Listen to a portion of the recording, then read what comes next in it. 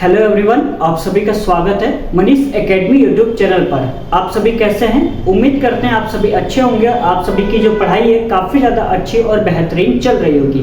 तो हम पढ़ रहे थे वॉइस में पास्ट परफेक्ट टेंस, जिसमें मैंने आपको अफर्मेटिव सेंटेंस में बता दिया था कि एक्टिव से पैसिव कैसे बनाया जाता है।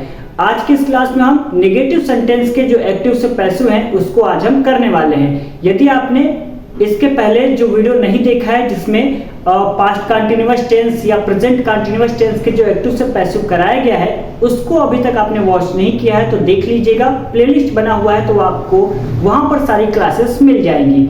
चलिए, आज हमें पढ़ना है पास्ट परफेक्ट टेंस। तो इसका हमें सबसे पहले क्या जानना होगा? सबसे पहले हमें ये जानना है कि इसका एक्टिव वॉइस का स्ट्रक्चर क्या होगा। तो देखिए, यदि आपने टेंस को अच्छे तरीके से पढ़ रखा है फिर तो आपको बहुत ज़्यादा आसानी होगी एक्टिव से पैसिव बनाने में। तो सबसे पहले हमें क्या है, एक्टिव वॉइस का स्ट्रक्चर लिख लेना है। तो एक्टिव वॉइस का स्ट्रक्चर क्या होगा? सबसे पहले क्या आएगा? सब्जेक्ट आएगा, उसके बाद में हेड का प्रयोग होगा। किसका प्रयोग होगा? हेड का प्रयोग होगा, क्योंकि हम क्या पढ़ रहे हैं, पास्ट परफेक्ट पढ़ रहे हैं ना, तो इसमें क्या प्रयोग होगा? हेड का प्रयोग होगा। प्लस में नॉट आएगा और प्लस में क्या आएगा? प्लस में वर्ब की तीसरी फॉर्म और प्लस में क्या आएगा? ऑब्जेक्ट आएगा। क्या आएगा? ऑब्जेक्ट आएगा। ये आपका हो गया है कंप्लीट, यानी सब्जेक्ट प्लस में हेड प्लस में नॉट प्लस में वर्ब की तीसरी फॉर्म और प्लस में ऑब्जेक्ट। ये आपका एक्टिव वॉइस का स्ट्रक्चर है। यदि हम बात करें कि इसको पैसिव वॉइस में हम चेंज कैसे करेंगे, यानी पैसिव वॉइस का स्ट्रक्चर बनाएंगे कैसे, तो आप सभी को इतना तो पता हो गया होगा कि क्या करना है। सबसे पहले हमें ऑब्जेक्ट को पहले लिखना है, यानी कि दूसरे रूप में कह सकते हैं कि ऑब्जेक्ट को सब्जेक्ट बनाना है। ठीक है, तो क्या करेंगे? सबसे पहले हम यहाँ पे ऑब्जेक्ट का प्रयोग करेंगे। क्लियर है यहाँ तक? चलिए, उसके बाद में किसका प्रयोग करेंगे? हेल्पिंग वर्ब का प्रयोग करेंगे। तो हेल्पिंग वर्ब हमारा क्या है? हेड। तो हेड का प्रयोग करेंगे। ठीक है, उसके बाद में क्या प्रयोग करेंगे? नॉट का प्रयोग करेंगे। किसका? नॉट का प्रयोग करेंगे। फिर यहाँ पर बीन का प्रयोग करेंगे। आप क्या करिएगा, कंफ्यूजन में ना बहुत सारे स्टूडेंट करते क्या है, हेड के बाद बीन लगाएंगे, बीन के बाद में नॉट का प्रयोग करेंगे, तो बेटा क्या है, गलत हो जाएगा। हेड के बाद में नॉट, उसके बाद में बीन लगाइएगा। ठीक है, वर्ब की तीसरी फॉर्म का प्रयोग होगा, प्लस में बाय और प्लस में क्या होगा? सब्जेक्ट। ये आपका क्या है? एक्टिव वॉइस पैसिव वॉइस का जो स्ट्रक्चर है वो आपका कंप्लीट हो गया है। ठीक है, यानी कि अब जो आपको एग्जाम्पल आपको लिखवाया जाएगा ना, तो आप क्या करिएगा, पैसिव वॉइस के स्ट्रक्चर को देख कर ही आप पैसिव वॉइस में चेंज करिएगा। ठीक है, जैसे हम एक एग्जाम्पल लिख लेते हैं कि एग्जाम्पल क्या हो जाएगा। लिखते हैं राम नॉट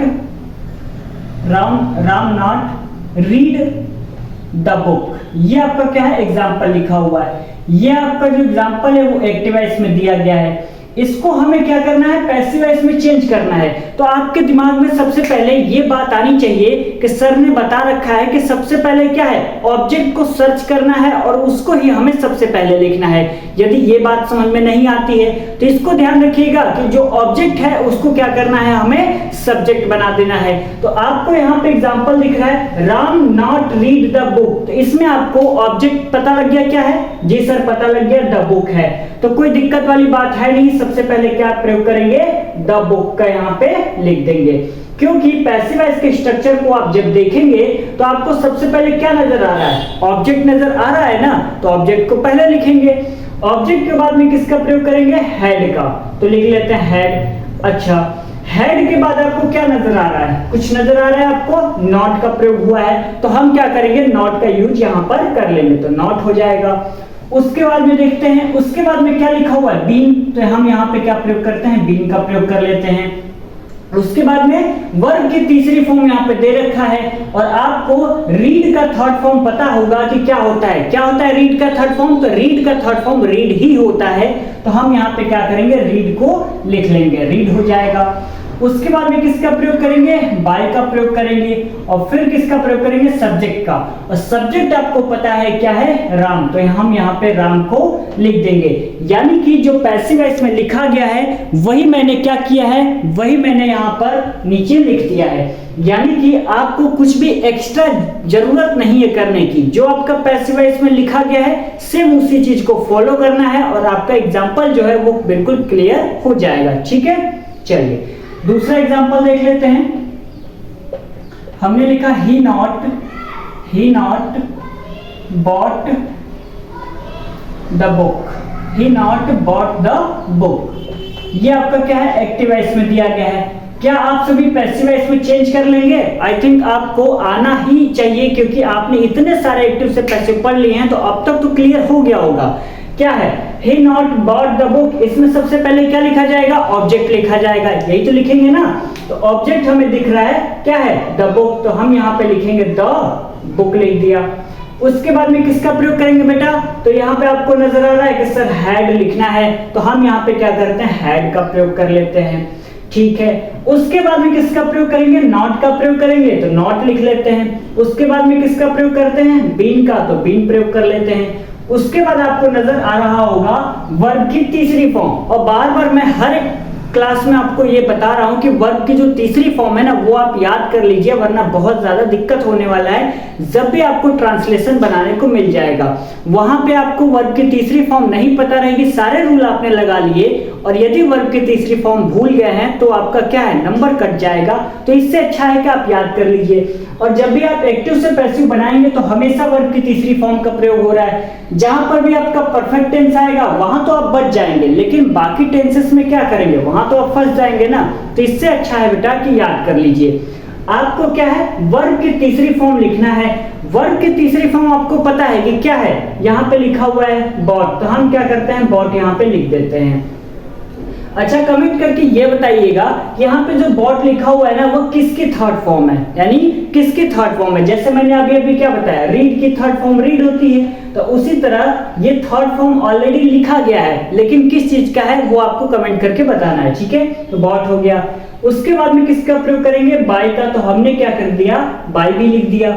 उसके बाद में क्या है, सब्जेक्ट लिखना है ना, और सब्जेक्ट आपको ही नजर आ रहा है। और मैं बार बार यही कह रहा हूं कि यदि आपका सब्जेक्ट प्रोनाउन में दिया गया है तो उसको हमेशा चेंज करते हैं। आप ऐसा मत कर दीजिएगा कि the book had not been bought by he. यदि आप यहाँ पे ही को सेम उतार देते हैं ना, तो क्या है, गलत हो जाएगा। यानी कि रूल तो आपने सारा सही लगाया है, लेकिन आपने क्या किया, जो प्रोनाउन आपका दे रखा है ना सब्जेक्ट, उसको आपने चेंज नहीं किया। बस यहीं पर क्या होगा, एग्जाम में आपका गलत कर दिया जाएगा। तो इससे बचने के लिए सबसे बेहतरीन उपाय यही है कि जो नियम लिखवाया जाता है उसको बार बार आप रिवीजन किया करें, तब जाकर आपको अच्छे तरीके से समझ में आएगा। तो यहाँ पे ही लिखा गया है, तो ही को हम किस में चेंज करते हैं, ही को हम चेंज करते हैं हिम में। किसमें, हिम में चेंज करते हैं। तो अब जाकर ये आपका जो पैसिव वॉइस है ना, वो सही हो गया है। क्या है, ही नॉट बॉट द बुक, ये आपका एक्टिव वॉइस, तो इसको पैसिव वॉइस में चेंज किया। तो ऑब्जेक्ट को हमने क्या किया, पहले लिख दिया। आपको ऑब्जेक्ट नजर आ रहा होगा द बुक, तो द बुक को मैंने पहले लिख दिया। क्लियर है यहाँ तक? चलिए, उसके बाद में मैंने हैड का प्रयोग किया, उसके बाद में नॉट, उसके बाद में बीन, उसके बाद में वर्ब की तीसरी फॉर्म, तो बाट हो गया। फिर क्या किया, बाय का प्रयोग किया, और सब्जेक्ट आपको ही नजर आ रहा होगा, तो ही को हमने चेंज कर दिया है हिम में। तो यहां तक क्लियर है कि आपको समझ में आ गया होगा, ठीक है। चलिए कुछ और एग्जांपल देख लेते हैं।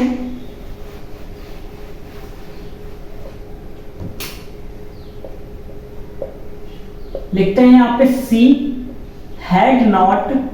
Had not cooked the food, ठीक है, कुक द फूड। ये आपका क्या है, एक्टिव वॉइस में दिया गया है। पैसिव वॉइस में चेंज करना है तो फिर से वही बात आपको हमेशा याद रखनी है। क्या है, ऑब्जेक्ट को पहले लिखना है, तो ऑब्जेक्ट आपको नजर आ रहा होगा द फूड, तो हम लिख लेते हैं द फूड। अब बताइए यहाँ पे क्या लिखा जाएगा, आपको नजर आ रहा है ना पैसिव वॉइस में, ऑब्जेक्ट लिख दिया द फूड, उसके बाद में किसका प्रयोग, हैड का, उसके बाद में नॉट का, तो नॉट हो गया। उसके बाद में बीन का प्रयोग करेंगे तो बीन हो जाएगा। और वर्ब की तीसरी फॉर्म, इसमें तो कोई दिक्कत है ही नहीं क्योंकि ऑलरेडी छपा है, आपको मिल गया, तो लिख लेते हैं कुक्ड। उसके बाद में क्या है, बाय का प्रयोग करेंगे, और सब्जेक्ट आपका क्या है, सी, और सी को बेटा किस में चेंज करते हैं, क्या हिम में चेंज करेंगे, नहीं, ही को हिम में चेंज करते हैं, तो सी को चेंज करते हैं हर में। किस में चेंज करते हैं, हर में। तो हम यहाँ पे किसका प्रयोग करेंगे, हर का, और ये आपको जो पैसिव वॉइस है वो आपका कंप्लीट हो गया, ठीक है। चलिए एक और देख लेते हैं। They had not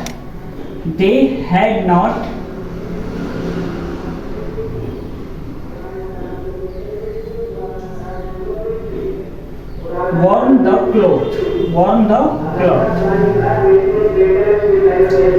लिखा हुआ है they had not worn the cloth. ये आपका क्या है, एक्टिव वॉइस में है। इसको हमें क्या करना है, पैसिव वॉइस में चेंज करना है। तो सबसे पहले हमें सर्च करना होगा ऑब्जेक्ट क्या है। तो ऑब्जेक्ट आपको नजर आ रहा होगा द क्लॉथ, तो लिख लेते हैं द क्लॉथ। उसके बाद में किसका प्रयोग करेंगे, हैड का, तो हैड लिख लेते हैं। उसके बाद में किसका प्रयोग करेंगे, नॉट का, तो नॉट लगा लेते हैं। उसके बाद में बीन का प्रयोग करेंगे, तो बीन लिख लेते हैं। अच्छा, यहाँ पे लिखा हुआ है वॉर्न, ये आपका थर्ड फॉर्म तो यहाँ पे मैंने लिख दिया है क्योंकि आप पढ़ रहे हैं पास्ट परफेक्ट टेंस, तो उसमें क्या है, थर्ड फॉर्म तो आएगा ही, मैंने लिख दिया है वॉर्न। ये किसका थर्ड फॉर्म है, तो ये होगा वेयर का, वेयर यानी कि पहनना, जैसे कपड़ा पहनना जाता है, ठीक है। यहाँ पे लिखा हुआ है they had not worn the cloth, यानी कपड़ा पहनना। तो यहाँ पे किसका थर्ड फॉर्म है, वेयर का, तो यहाँ पे हम लिख लेते हैं वॉर्न, ठीक है। और बाई है तो बाई लगा लेते हैं। और सब्जेक्ट आपका क्या है, दे, तो दे को किस में चेंज करते हैं, दे को हम चेंज करते हैं देम में, ठीक है। यदि आपको कंफ्यूजन हो रहा है ना कि यदि सब्जेक्ट यहाँ पर सी आ जा रहा है, ही आ रहा है, दे आ रहा है, वी आ रहा है, तो किस में चेंज करेंगे, तो मैंने ऑलरेडी जब इसका पहला क्लास किया था यानी नियम बताया था, तो उसको आप पहला या दूसरी क्लास सर्च करिएगा प्लेलिस्ट में, आपको वहां मिल जाएगा। तो उन सारे रूल्स को क्या करिएगा, कॉपी में लिख लीजिएगा और बार बार रिवीजन करिएगा और ज्यादा से ज्यादा प्रैक्टिस किया करिए। यदि आपके बुक में क्वेश्चन दे रखे हैं या तो गूगल से सर्च कर लीजिए क्वेश्चन को, वहां से आप ज्यादा से ज्यादा प्रैक्टिस करिए, तभी क्या है आपको और भी अच्छे तरीके से समझ में आएगा। लेकिन रूल को पढ़ लीजिएगा फिर ही आप प्रैक्टिस करिएगा, केवल प्रैक्टिस करेंगे तो कुछ भी समझ में नहीं आएगा। क्यों, क्योंकि आपने रूल को तो पढ़ा ही नहीं है, फिर क्या आप गलत गलत बनाने लगेंगे तो क्या वो सही होगा, नहीं।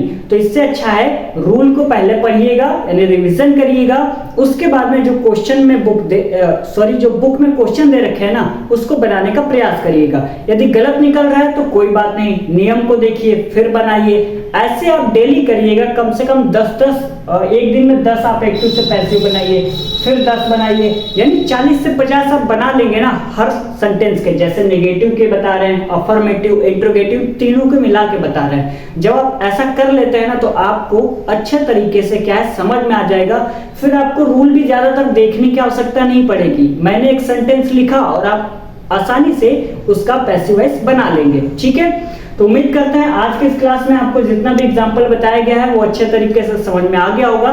तो अगले लेक्चर में हम पास्ट परफेक्ट टेंस का ही इंट्रोगेटिव सेंटेंस के जो एक्टिव से पैसिव हैं उसको बनाना सीख लेंगे। एक वीडियो को लाइक कर दीजिएगा, अपने दोस्तों में आप सभी इस वीडियो को शेयर कर सकते हैं, ठीक है। मिलते हैं कल के लेक्चर में, तब तक के लिए बहुत बहुत धन्यवाद।